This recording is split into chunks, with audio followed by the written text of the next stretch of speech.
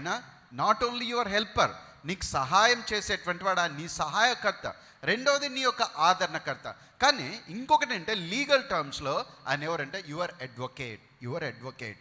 అందుకని నీ మనసులో కొన్నిసార్లు పోరాటాలు జరుగుతుంటాయి, నీ మనసులో కొన్నిసార్లు యుద్ధం జరుగుతుంటుంది, నీ మనసులో కొన్నిసార్లు ఆలోచనలు నీకు అర్థం కాకుండా ఏంటో తెలియకుండా జరుగుతుంటుంది.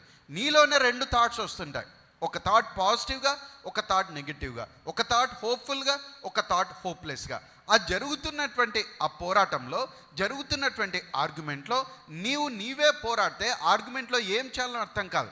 కానీ ఎప్పుడైతే పరిశుద్ధాత్మ దేవుడు ఎంటర్ అవుతాడో, ఎప్పుడైతే ఆయన మధ్యలోకి ప్రవేశిస్తాడో, వెంటనే దాన్ని ఆయన అణిచివేస్తాడు.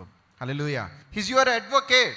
ఎప్పుడైతే నువ్వు ప్రార్థన చేస్తావో నీ పక్షమున ఆయన వాదిస్తాడు, అపవాదితో వాదిస్తాడు, అపవాదిని ఓడిస్తాడు. ఆమేన్.